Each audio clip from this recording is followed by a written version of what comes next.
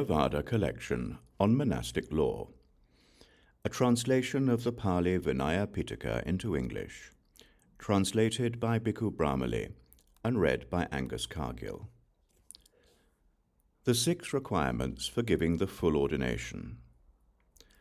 A monk who has 6 qualities shouldn't give the full ordination, give formal support, or have a novice monk attend on him.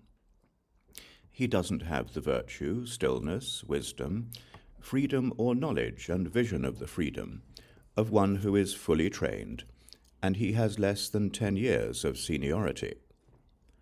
But a monk who has 6 qualities may give the full ordination, give formal support, and have a novice monk attend on him. He has the virtue, stillness, wisdom, freedom and knowledge and vision of freedom of one who is fully trained, and he has 10 or more years of seniority. A monk who has another 6 qualities shouldn't give the full ordination, give formal support, or have a novice monk attend on him. He neither has it himself nor encourages others in the virtue, stillness, wisdom, freedom or knowledge and vision of freedom of one who is fully trained, and he has less than 10 years of seniority. But a monk who has 6 qualities may give the full ordination, give formal support, and have a novice monk attend on him. He both has it himself and encourages others in the virtue, stillness, wisdom, freedom and knowledge and vision of freedom of one who is fully trained, and he has 10 or more years of seniority. A monk who has another 6 qualities shouldn't give the full ordination, give formal support, or have a novice monk attend on him. He has no faith, conscience, or moral prudence. He is lazy and absent-minded, and he has less than 10 years of seniority. But a monk who has 6 qualities may give the full ordination, give formal support, and have a novice monk attend on him. He has faith, conscience, moral prudence, energy, mindfulness, and 10 or more years of seniority. A monk who has another 6 qualities shouldn't give the full ordination, give formal support, or have a novice monk attend on him. He has failed in the higher morality, in conduct and in view. He is ignorant and foolish, and he has less than 10 years of seniority. But a monk who has 6 qualities may give the full ordination, give formal support, and have a novice monk attend on him. He hasn't failed in the higher morality, in conduct, or in view. He's learned and wise, and he has 10 or more years of seniority. A monk who has another 6 qualities shouldn't give the full ordination, give formal support, or have a novice monk attend on him. He's not capable of 3 things in regard to a student: to nurse him or have him nursed when he's sick, to send him away or have him sent away when he's discontent with the spiritual life, to use the teaching to dispel anxiety. And he doesn't know the offences, he doesn't know how offences are cleared, and he has less than 10 years of seniority. But a monk who has 6 qualities may give the full ordination, give formal support, and have a novice monk attend on him. He's capable of 3 things in regard to a student: to nurse him or have him nursed when he's sick, to send him away or have him sent away when he's discontent with the spiritual life, to use the teaching to dispel anxiety. And he knows the offences. He knows how offences are cleared, and he has 10 or more years of seniority. A monk who has another 6 qualities shouldn't give the full ordination, give formal support, or have a novice monk attend on him. He's not capable of 5 things in regard to a student: to train him in good conduct, to train him in the basics of the spiritual life, to train him in the teaching, to train him in the monastic law, or to use the teaching to make him give up wrong views. And he has less than 10 years of seniority. But a monk who has 6 qualities may give the full ordination, give formal support, and have a novice monk attend on him. He is capable of 5 things in regard to a student: to train him in good conduct, to train him in the basics of the spiritual life, to train him in the teaching, to train him in the monastic law, and to use the teaching to make him give up wrong views. And he has 10 or more years of seniority. A monk who has another 6 qualities shouldn't give the full ordination, give formal support, or have a novice monk attend on him. He doesn't know the offences, he doesn't know the non-offences, he doesn't know which offences are light, he doesn't know which offences are heavy. Neither monastic code has been properly learned by him in detail, and he hasn't analysed them well, thoroughly mastered them, or investigated them well, either in terms of the rules or their detailed exposition. He has less than 10 years of seniority. But a monk who has 6 qualities may give the full ordination, give formal support, and have a novice monk attend on him. He knows the offences, he knows the non-offences, he knows which offences are light, he knows which offences are heavy. He has properly learned both monastic codes in detail, and he has analysed them well, thoroughly mastered them, and investigated them well, both in terms of the rules and their detailed exposition. He has 10 or more years of seniority. The section, consisting of 14 groups of 6 requirements for giving the full ordination, is finished. 25. Discussion on those who have been monastics of another religion. Soon afterwards, that monk who had been a monastic of another religion, and who had returned to that religious community after refuting his preceptor, came back to the monks and asked for the full ordination. The monks told the Buddha, "Monks, when someone who has been a monastic of another religion refutes his preceptor after being legitimately corrected by him, and then returns to that religion, but then comes back from that religious community once more, he shouldn't be given the full ordination. Anyone else who has been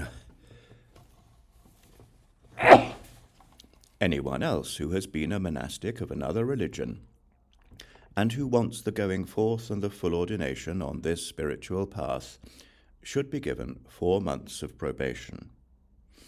And it should be given like this. First, he should shave off his hair and beard, and put on the ochre robes. He should then arrange his upper robe over one shoulder, pay respect to the feet of the monks, squat on his heels, and raise his joined palms. He should then be told to say this: I go for refuge to the Buddha. I go for refuge to the teaching. I go for refuge to the Sangha. For the second time, I go for refuge to the Buddha. For the second time, I go for refuge to the teaching. For the second time, I go for refuge to the Sangha.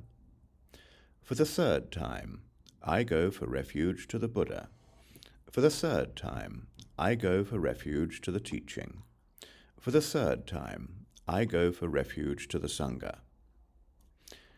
Then, after approaching the Sangha, he who had been a monastic of another religion should arrange his upper robe over one shoulder, pay respect to the feet of the monks, squat on his heels, and raise his joined palms. He should then say this: Venerables, I have been a monastic of another religion, and I wish for the full ordination on this spiritual path. I ask the Sangha for 4 months of probation. And he should ask a second and a third time. A competent and capable monk should then inform the Sangha. Please, Venerables, I ask the Sangha to listen. So-and-so, who has been a monastic of another religion, wants the full ordination on this spiritual path. He is asking the Sangha for 4 months of probation. If the Sangha is ready, it should give 4 months of probation to so-and-so, who has been a monastic of another religion. This is the motion. Please, Venerables, I ask the Sangha to listen. So-and-so, who has been a monastic of another religion, wants the full ordination on this spiritual path. He is asking the Sangha for 4 months of probation. The Sangha gives 4 months of probation to so-and-so, who has been a monastic of another religion. Any monk who approves of giving 4 months of probation to so-and-so, who has been a monastic of another religion, should remain silent. Any monk who doesn't approve should speak up. The Sangha has given so-and-so, who has been a monastic of another religion, 4 months of probation. The Sangha approves and is therefore silent. I'll remember it thus. And this is how someone who has been a monastic of another religion fails his probation. He enters the village too early and returns too late in the day. He regularly associates with sex workers, widows, single women, pandakas, and nuns. He is not skilled or diligent in the various duties of his fellow monastics, and he lacks the proper judgment to organize and perform them well. He doesn't have a keen desire for recitation, for questioning, for the higher morality, for the higher mind, or for the higher wisdom. He's displeased when anyone disparages the teacher, the views, the beliefs, the persuasion, or the opinions of the religious community he's left, but he's pleased when anyone disparages the Buddha, the teaching, or the Sangha. He's pleased when anyone praises the teacher, the views, the beliefs, the persuasion, or the opinions of the religious community he's left, but he is displeased when anyone praises the Buddha, the teaching, or the Sangha. This last one is the critical factor for someone who has been a monastic of another religion to fail his probation. When he fails in this way, he shouldn't be given the full ordination. And this is how someone who has been a monastic of another religion passes his probation. He doesn't enter the village too early, or return too late in the day. He doesn't regularly associate with sex workers, widows, single women, pandakas, or nuns. He is skilled and diligent in the various duties of his fellow monastics, and he has the proper judgment to organize and perform them well.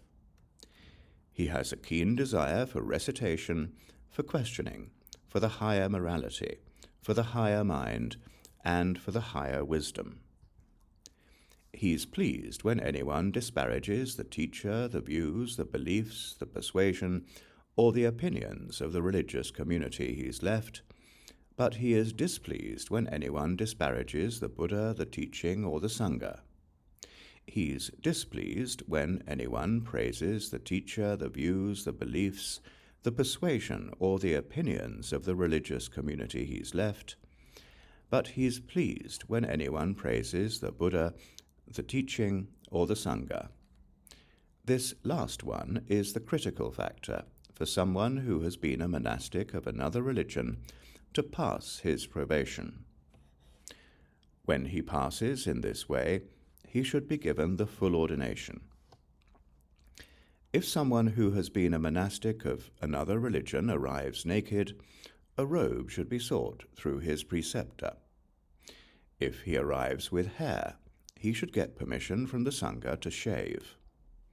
But any dreadlocked, fire-worshipping ascetic who comes to be ordained should be given the full ordination without probation. Why is that? Because they believe that deeds and actions have results. And if someone comes to be ordained who has been a monastic of another religion, but is a Sakyan by birth, he should be given the full ordination without probation. I give this special privilege to my relatives. The discussion on those who have been monastics of another religion is finished. The 7th section for recitation is finished. The 5 diseases. At that time in Magadha, there were 5 common diseases: leprosy, abscesses, mild leprosy, tuberculosis, and epilepsy. When people were sick with any of these, they went to Jivaka Kumarabaka and said, "Doctor, please treat us." He replied, "I'm very busy. I look after King Senior Bimbisara of Magadha and his harem. I also look after the Sangha of monks headed by the Buddha. I'm not able to treat you." "We'll give you everything we own, and we'll be your slave too. Please treat us, doctor." Jivaka repeated what he had already said. And those people thought, "These Sakyan monastics have pleasant habits and a happy life. They eat nice food and sleep in beds sheltered from the wind. Why don't we go forth with the Sakyan monastics? If we do, the monks will nurse us, and Jivaka Kumarabaka will treat us." They then went to the monks and asked for the going forth. The monks gave them the going forth and the full ordination. And the monks nursed them, and Jivaka treated them. At one time, the monks were nursing many sick monks. As a result, they kept on asking, "Please give a meal for the sick and for those nursing the sick. Please give medicines for the sick." And because Jivaka was treating many sick monks, he was unable to fulfill his duty to King Bimbisara. Then a certain man who was afflicted with one of the 5 diseases went to Jivaka and said, "Doctor, please treat me." He replied, "I'm very busy. I look after the king of Magadha and his harem. I also look after the Sangha of monks headed by the Buddha. I'm not able to treat you. I will give you everything I own, and I'll be your slave too. Please treat me, doctor." Jivaka repeated what he had already said. That man thought, "These Sakyan monastics have pleasant habits and a happy life. They eat nice food and sleep in beds sheltered from the wind. Why don't I go forth with the Sakyan monastics?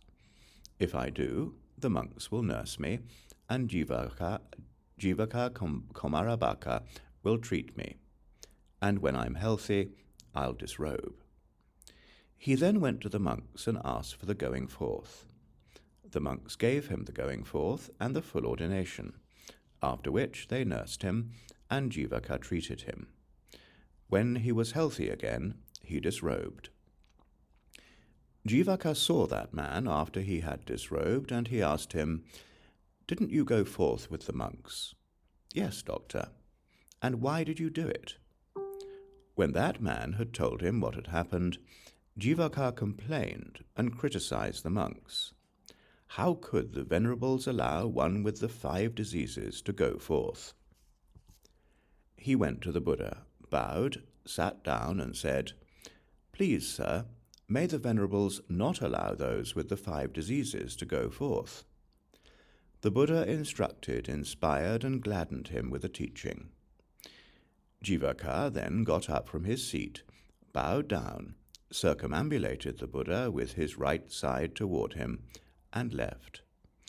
Soon afterwards, the Buddha gave a teaching and addressed the monks. You shouldn't give the going forth to anyone afflicted with any of the 5 diseases. If you do, you commit an offense of wrong conduct. 27. Those employed by the king. On one occasion, unrest erupted in the outlying districts governed by King Bimbisara. The king told his generals, "Go and sort out those districts." "Yes, sir."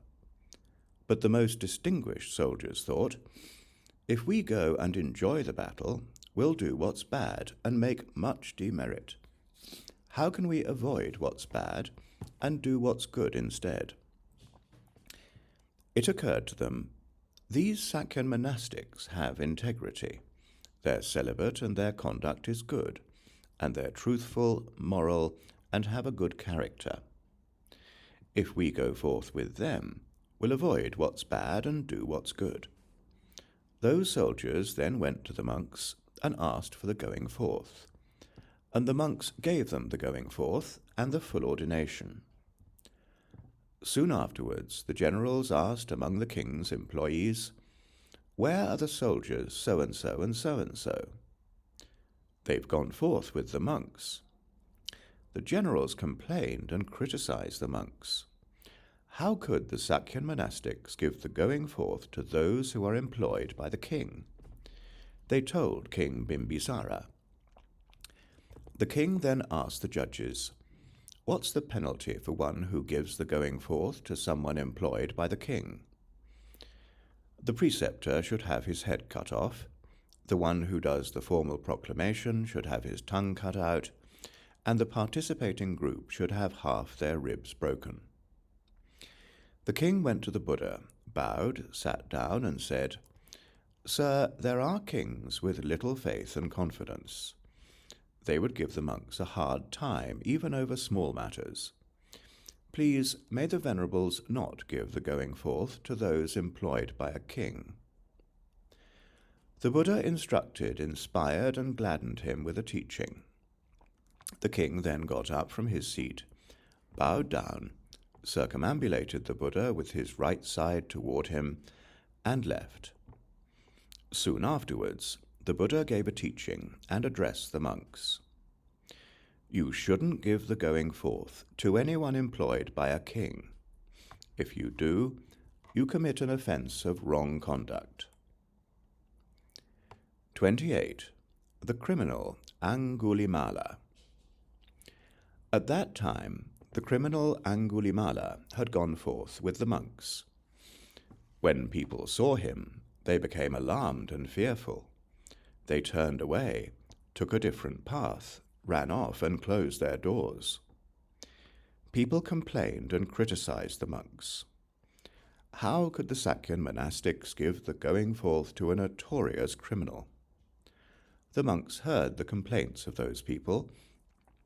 They then told the Buddha, "You shouldn't give the going forth to a notorious criminal. If you do, you commit an offense of wrong conduct." 29. The escaped criminal. At that time, King Bimbisara had made the following declaration: "Nothing should be done to anyone who has gone forth with the Sakyan monastics. The teaching is well proclaimed. Allow them to practice the spiritual life to make a complete end of suffering." Soon afterwards, a certain thief was put in prison, but he escaped, ran away, and went forth with the monks. When people saw him, they said, "There's that criminal who escaped from prison. Let's get him." But some said, "No, the king has declared that nothing should be done to anyone gone forth with the Sakyan monastics." People complained and criticized the monks. "These Sakyan monastics are untouchable. You can't do anything to them. So how could they give the going forth to an escaped criminal?" They told the Buddha, "You shouldn't give the going forth to an escaped criminal. If you do, you commit an offense of wrong conduct." 30. The wanted criminal. On one occasion, a certain man stole something, ran away, and then went forth with the monks. Yet the king's court had issued a statement. He should be executed wherever he's seen. When people saw him, they said, "There's that wanted criminal. Let's execute him." But some said, "No, King Bimbisara has declared that nothing should be done to anyone gone forth with the Sakyan monastics."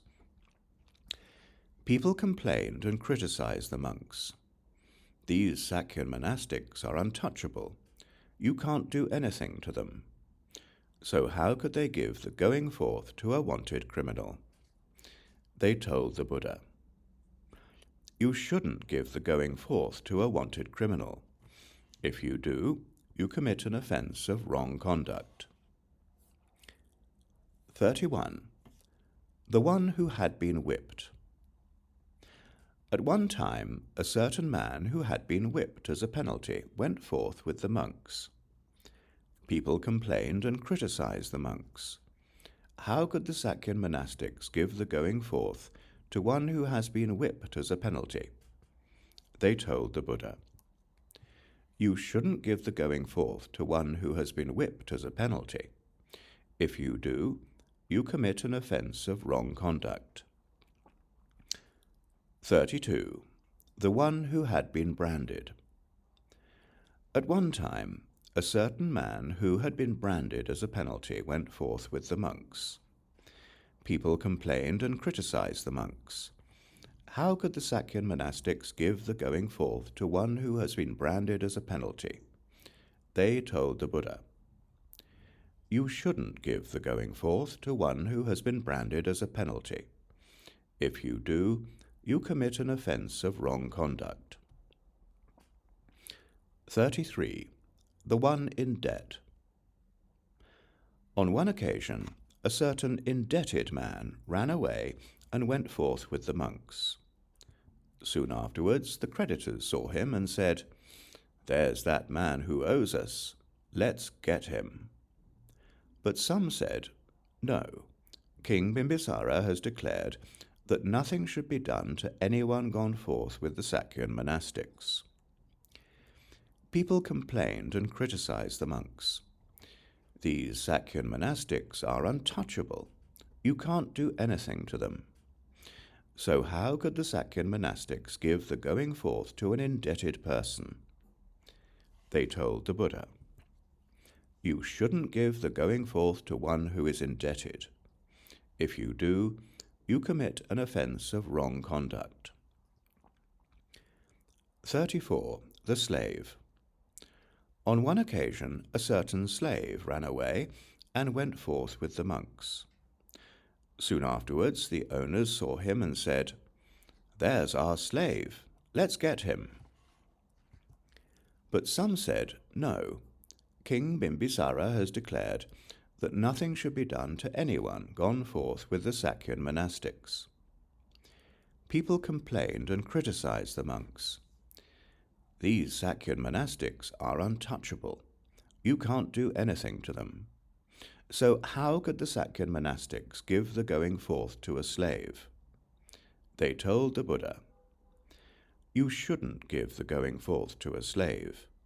If you do, you commit an offense of wrong conduct." The shaven-headed smith. At that time, a certain shaven-headed smith had quarrelled with his parents. He then went to the monastery and went forth with the monks. While looking for their son, the parents came to that monastery. They asked the monks, "Venerables, have you by any chance seen such and such a boy?" Because they had not, they said no. Soon afterwards, those parents saw that their son had gone forth as a monk. They then complained and criticized the monks. "These Sakyan monastics are shameless and immoral liars. They deny knowing what they know and having seen what they've seen. Our boy has gone forth as a monk."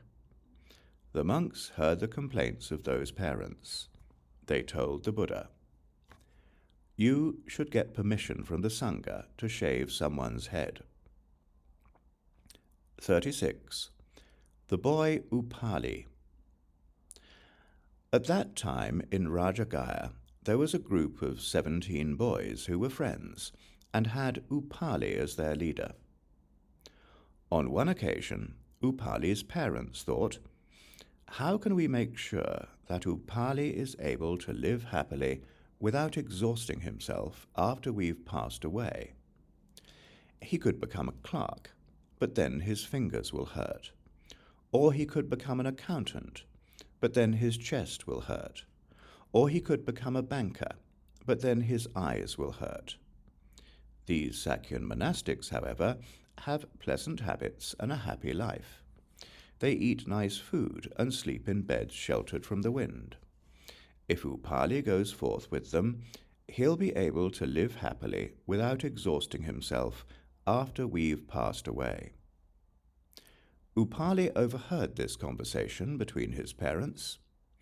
He then went to the other boys and said, "Come, let's go forth with the Sakyan monastics. If you go forth, so will we." The boys went, each to his own parents, and said, "Please allow me to go forth into homelessness." Because the parents knew that all the boys had the same desire and good intentions, they gave their approval. The boys then went to the monks and asked them for the going forth, and the monks gave them the going forth and the full ordination. Soon afterwards they got up early in the morning and cried, "Give us congee, give us a meal, give us fresh food." The monks said, "Wait until it gets light. If any of that becomes available then, you can have it. But if not, you'll eat after walking for alms."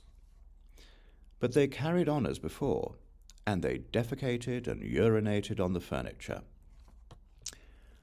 After rising early in the morning, the Buddha heard the sound of those boys. He asked Venerable Ananda, who told him what was happening. Soon afterwards he had the Sangha gathered and questioned the monks. "Is it true, monks, that the monks give the full ordination to people they know are less than 20 years old?" "It's true, sir." The Buddha rebuked them. "How can those foolish men do this? A person who's less than 20 years old is unable to endure cold and heat, hunger and thirst, horseflies, mosquitoes, wind, and the burning sun, creeping animals and insects, and rude and unwelcome speech. And they're unable to bear up with bodily feelings that are painful, severe, sharp, and destructive of life. But a person who's 20 is able to endure these things. This will affect people's confidence." After rebuking them, he gave a teaching and addressed the monks. "You shouldn't give the full ordination to a person you know is less than 20 years old. If you do, you should be dealt with according to the rule.